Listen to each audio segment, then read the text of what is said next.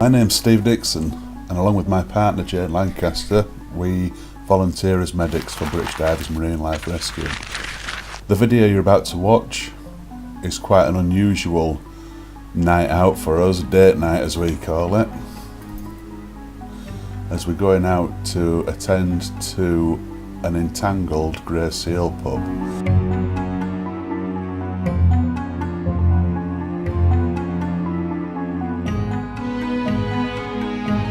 Now the pup, it's got a lot of net around its throat.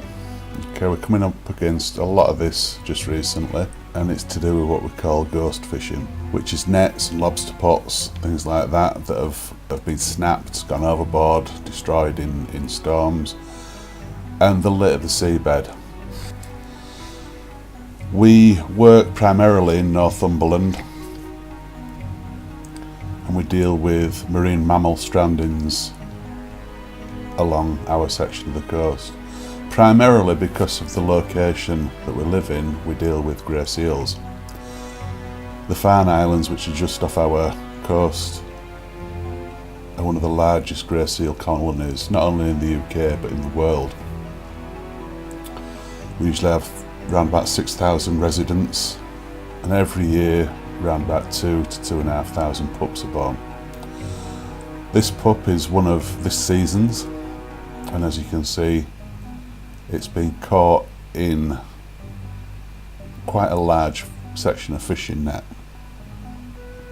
And we use a towel to temporarily obscure the seal's vision. This is what Jane's doing at the moment. So once she gets the towel over the seal's head, she's actually going to straddle the seal so that she controls it, stops it from wriggling.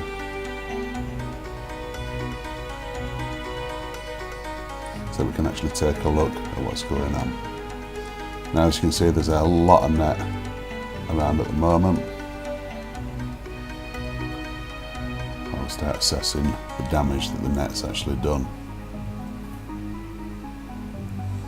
And expose the neck, which is no mean feat, while still keeping control, to make sure that the seal doesn't come around and bite us.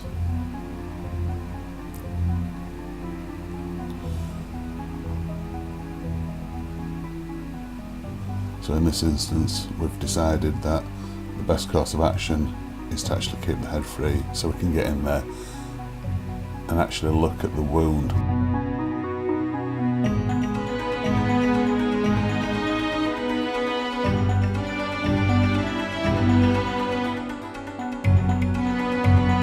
Now the wound is primarily at the back of the neck, where the netting has worked its way through the blubber layer. We can't at the moment see if it's done any more damage than go through the blubber, but we do know that the seal is having problems breathing and it's not looking very healthy. So we made the decision to actually start removing sections of the net while we're on the beach, which you can see me doing now.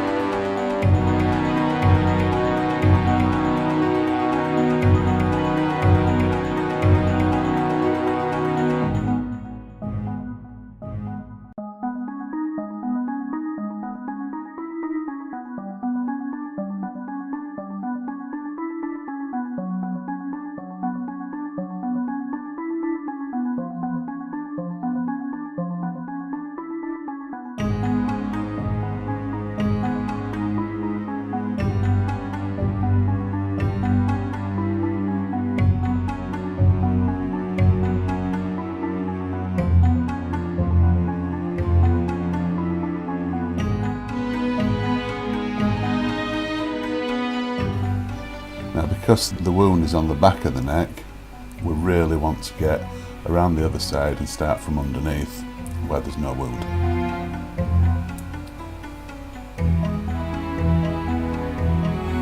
Quite a long drawn out process, because the last thing we want to do is cause any more damage to the seal.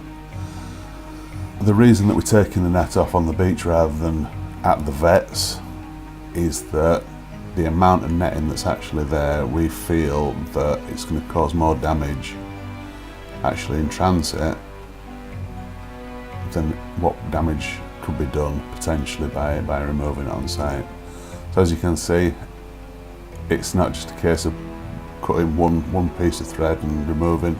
There's layer upon layer upon layer to get through. So we're coming from different angles.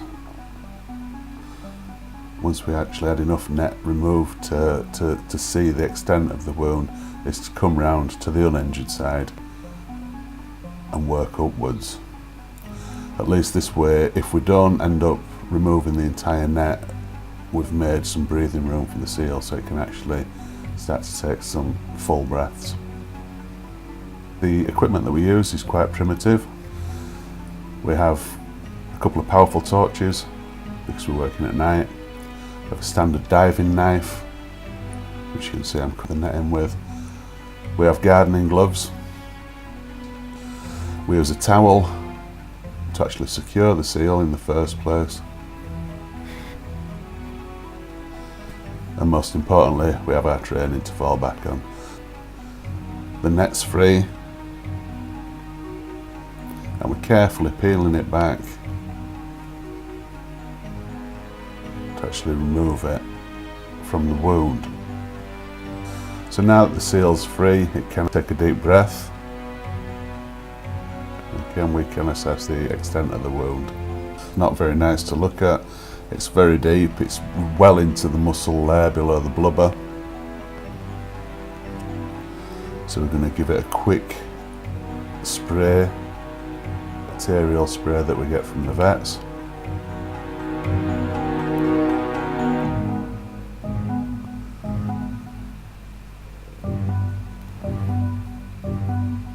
Give it a good liberal dose.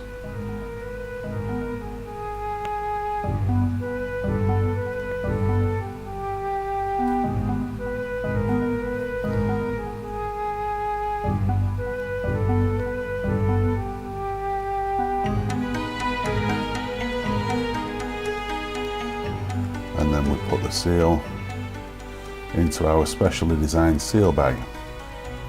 These bags are designed so that you can transport a seal over short distances and they can breathe. They're breathable. They have drain holes in case the seal makes a mess.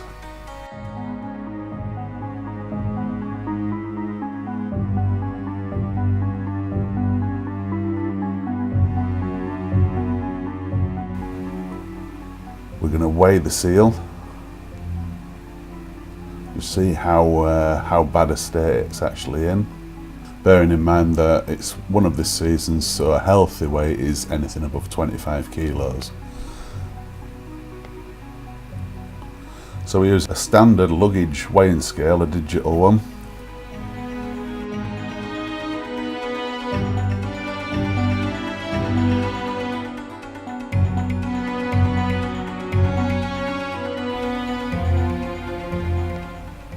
Other things that we might consider doing on the beach is to take the seal's temperature, just see if it's hypothermic or hypothermic.